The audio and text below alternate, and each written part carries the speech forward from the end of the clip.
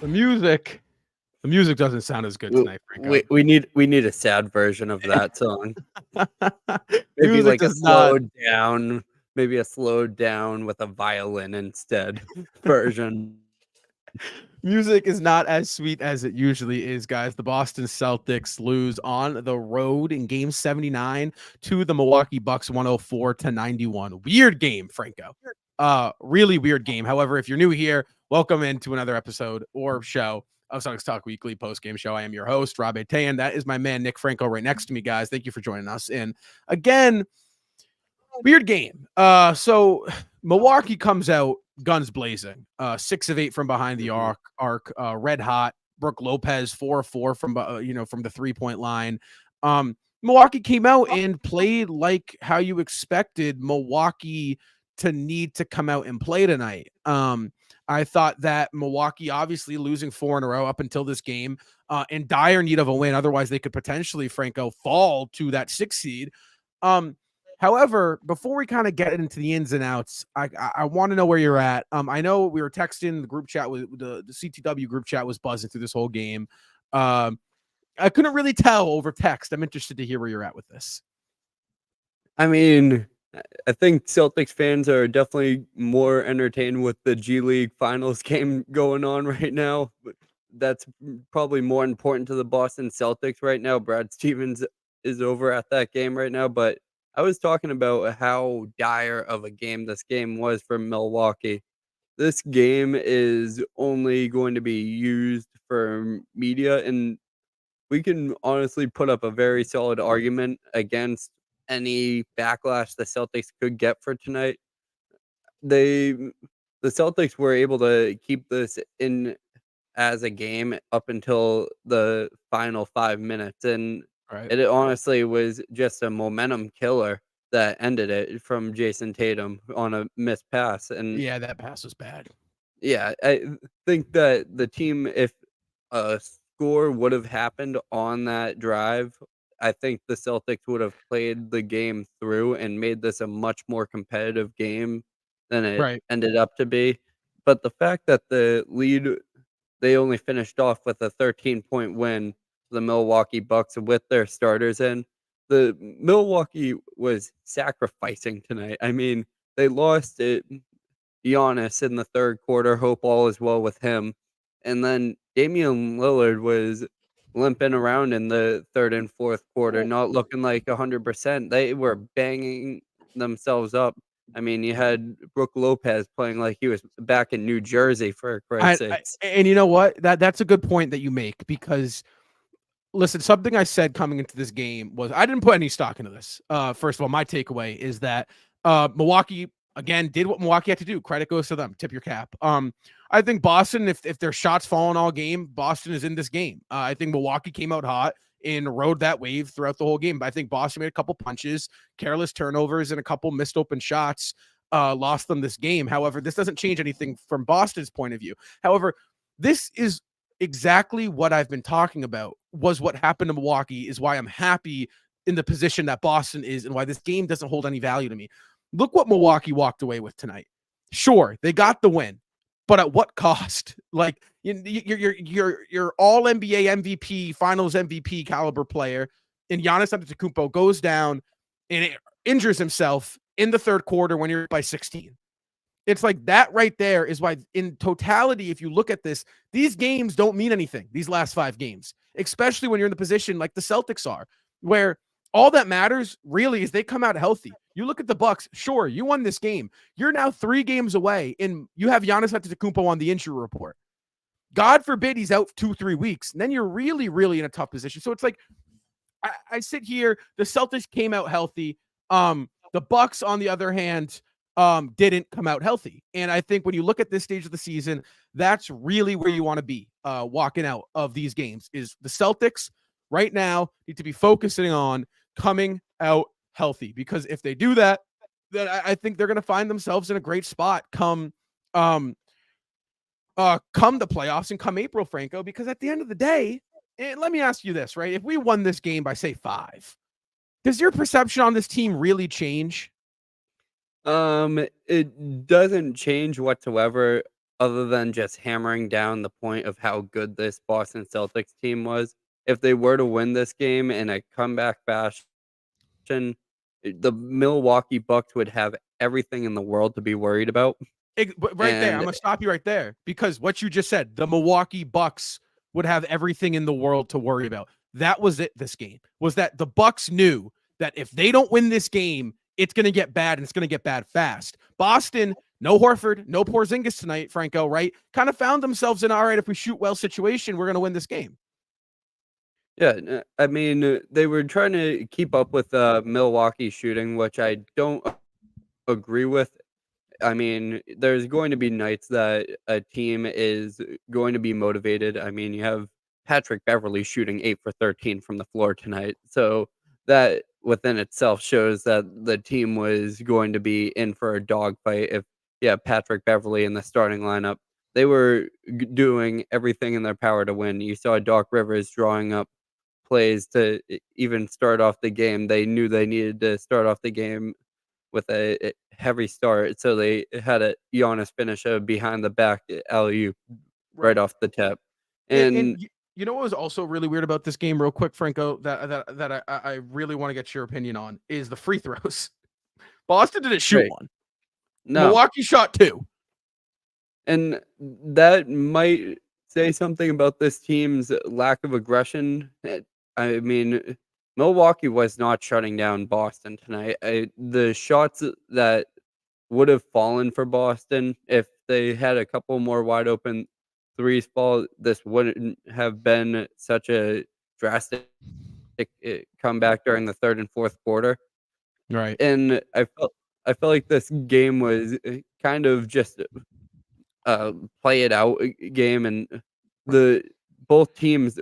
I felt like Boston just wanted to finish off the road trip, get their final away game out of the way, and just Milwaukee keeping up their intensity probably it kinda drained them out during the 3rd and 4th quarter, which I think the Boston Celtics, could have taken more advantage of because Right. by the you look at Chris Middleton, who he had to step up huge for them during the 4th quarter. He only had 12 points during the game, but they were all during their final run to keep themselves above water and not allowed the game to completely slip when both their stars went out of the game. And Yeah. yeah, so I think that just uh, taking advantage of that and being more efficient and getting to the line. And I don't think they were really enforcing it, trying to get there. And it felt like Jalen Brown and the Celtics were a little bit too focused on trying to get that first call at points during the Right. game. There were times that Jalen Brown was jockeying it up with the ref and just blabbing it up while he's on ball defense, and boom, Malik Beasley shoots a three because he's too busy on explaining himself for something that's not going to matter except for maybe change the ref's mind and heart a little bit. Well, let me put this into perspective for you. Tonight, the Celtics versus the Bucks, right? The Celtics and Bucks tonight shot 2 free throw attempts. The All-Star game this year, there was 5 free throw attempts. So again, it's like this wasn't a playoff atmosphere. This wasn't a playoff feel. Celtics had 2 guys on the injury report. Bucks were hitting at a 47% clip from downtown. Boston was shooting about a 34, 35. I'm not putting any stock into this game. Zero. None. Not at all. Because at the end of the day, this game that for the Celtics, excuse me, at no point of it did something pop up where I'm like, this is what I've been looking for to see the Boston get better in, right? No situation, right? I quite frankly, I thought Boston's effort coming out of the gate was right? I think Milwaukee Right. caught off on fire and Boston's kind of like But then Boston made this a game at times. You got down to 11, right? They made their runs. They went on a little 14-5 run there in the 3rd quarter. So it's like, again, you could, I think, as a Bucks fan, come out here if Giannis was healthy and think, all right, this is a good win for us. But as a Celtics fan, it really wasn't anything. And I really like this comment right here. I really like this. It was a championship game for a Bucks, and it was just another Tuesday for the Celtics, right? This was a playoff game for Milwaukee. For Boston, this was a let's not get hurt game. And I think that speaks volume to when you look at where these two teams are at right now, right? Milwaukee's still trying to find their groove, and there's 3 games left in the regular season for them. This isn't the All-Star break where they're having a slump. No, they're hitting their slump entering the postseason. In a lot of what we've seen, and especially in the recent NBA, the past 5 years, the modern, like where we're at, it's really what teams hot come postseason. I mean, last year, we saw the Milwaukee Bucks, who were red scorching hot all year long, fall to a Miami Heat team, right? So it was like who got hot at the right time. So really tonight for the Celtics, you ask me, I'm gonna sound crazy, but this was a win. They came out healthy. They made this a somewhat game. I think, quite frankly, we gave up no schemes, nothing. We didn't play our two, spacing big men who really make this team difficult to guard. And at the end of the day, Milwaukee got no samples on us. We got a little sample of what Milwaukee thinks they need to do to beat us.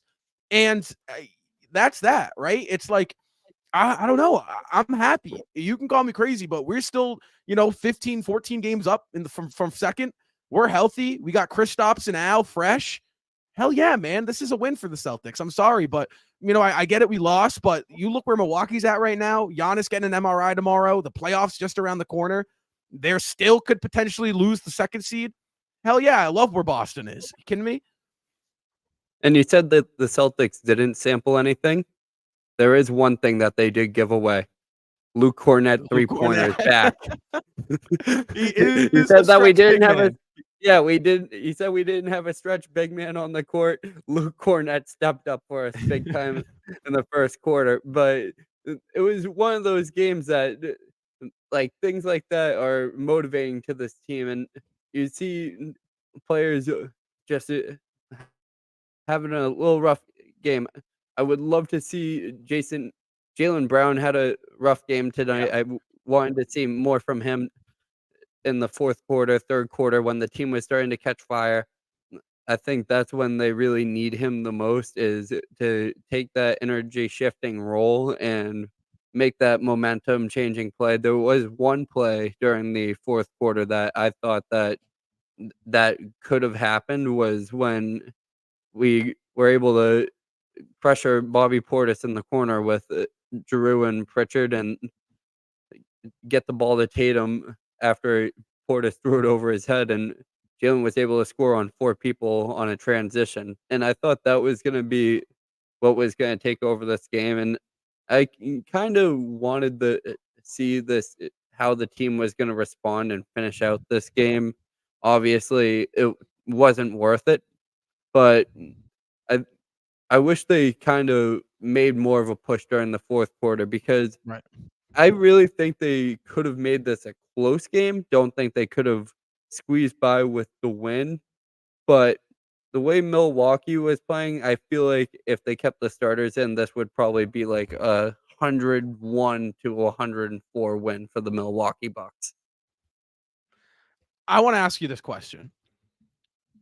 Celtics Bucks, Eastern Conference Final. Say it happens. I don't think it does, but say it happens. How many games does it go? All right. Well, we're talking Eastern Conference Finals. There is a chance now that they could possibly, we could see them in the second round, but that's only if they slip down to the 4 or 5.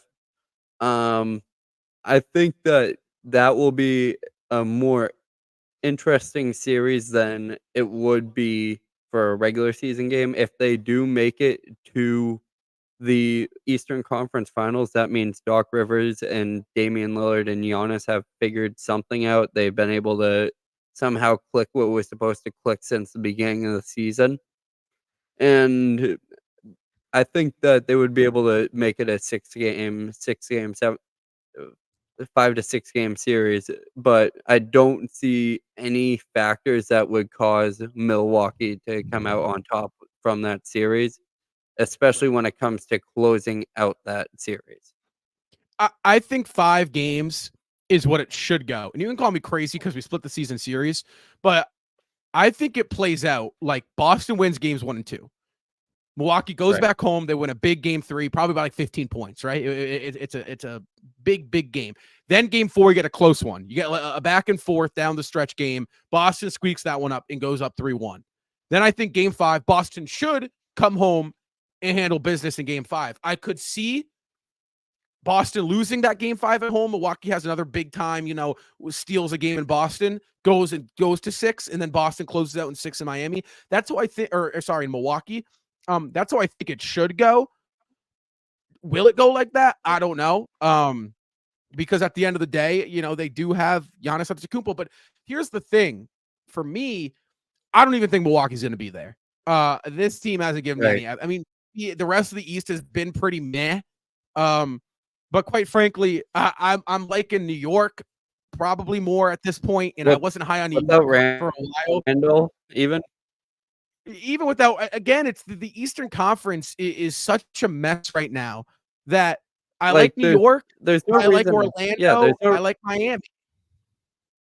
But there's no reason why the Bucks shouldn't be the number 2 seed, be the people that should be almost neck and neck with us in this playoff race, and they should like, there is absolutely no reason other than themselves that they shouldn't be able to make way because they have you know, even their bench has enough depth to out and see where their struggles are coming from. I think that like again, it's tough, right? Because you say that, and then you sit here, and then you look at the field, and I want to exclude Boston from this, right? Because obviously, Right. right, I think where everyone's at, and I'm not gonna lie, I always read comments on national media games, um, and even the comments, right, which mind you, not many of those comments have on national media posts have a lot of knowledge, but everyone was at the same spot, right? Okay, yeah, no deal. Boston doesn't care. Boston's in cruise control, right? That's kind of like the general consensus about the Celtics right now. So outside that, I think it's like there's like a 75% chance you see a team that has no business being in the Eastern Conference Finals being in the Eastern Conference Finals. I could see a team like Indiana. I could see a team like Orlando. I could see right, one of those teams where it like. Do you remember back in 2021 when the Hawks made that random Eastern Conference Final appearance because they were able Right. just to capitalize on the lackluster execution that the Sixers had?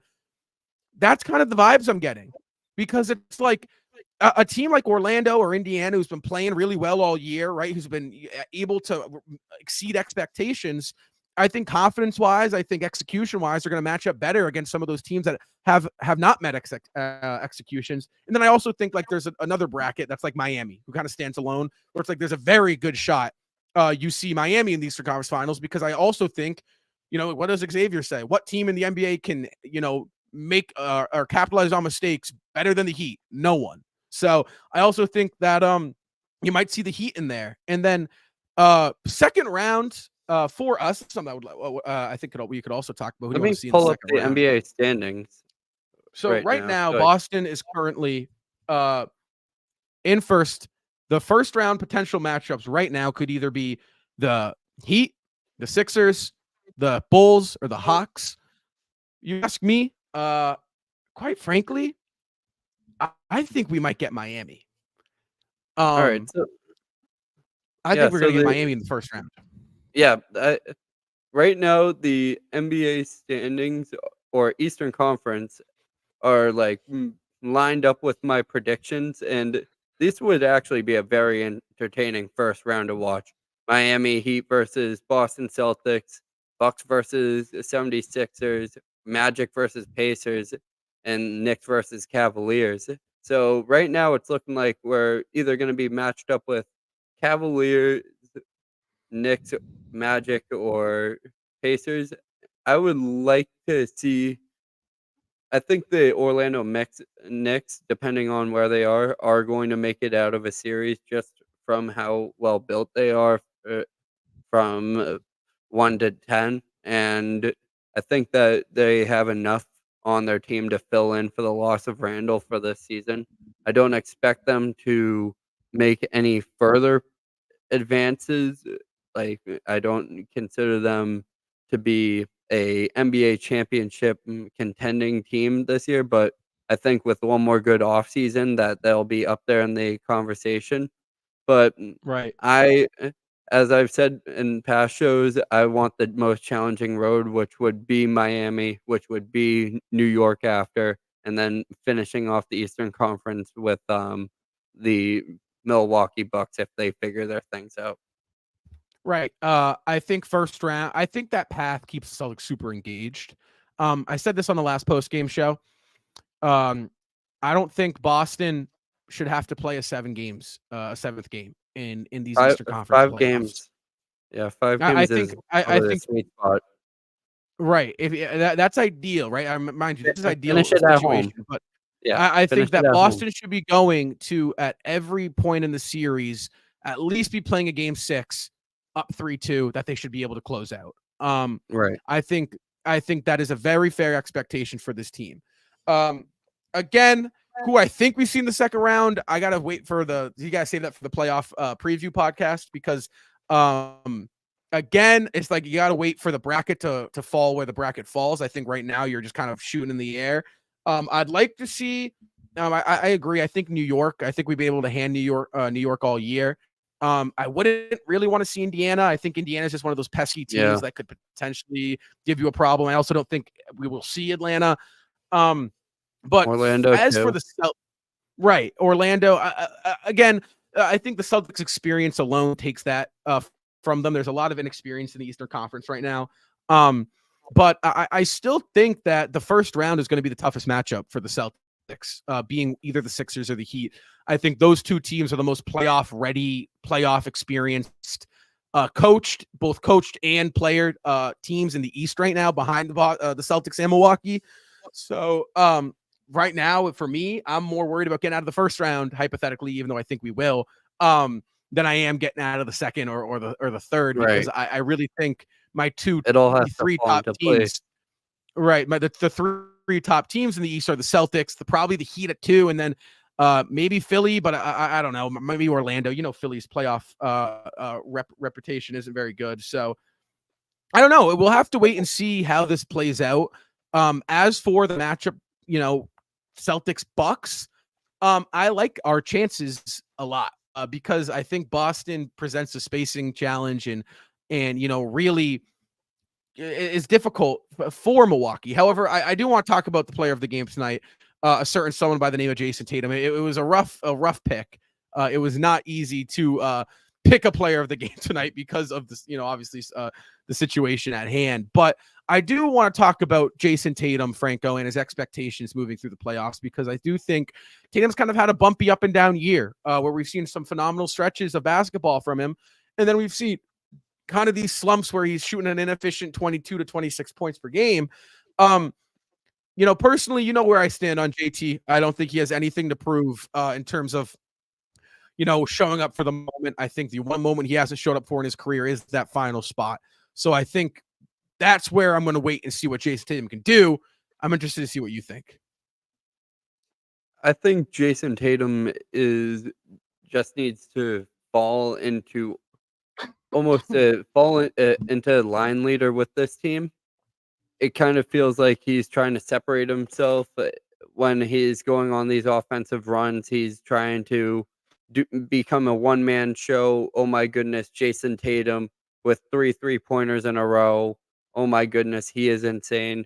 He has 4 other players on the court that he needs to start spreading the ball around to, which he's started to become more selfless about, and I think he's trying to get more involved with that. But there were a couple of shots tonight that he wants his 3-pointers. He wants to change the game in that sense, and there were a few times that just driving to the paint and getting those free throw calls, because I'm nowhere close to a ref believer in the conspiracies and the hoopla, but you're Jayson Tatum, so if you drive in there a couple times and you have 2 to 3 guys draped on you, I think that they might blow a whistle or 2.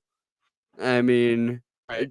I know tonight might have been a little bit off, but I think that at some point something would happen, and I just think that his aggression in that sense has to improve, but tonight he was able to make a few shots to get the run up and going. They were able to get this game to as close as it was, but it just took one play to end all of that, and it's unfortunate that Missoula flipped the switch that early, but it's unfortunate that that miscue happened when he was trying to do too much.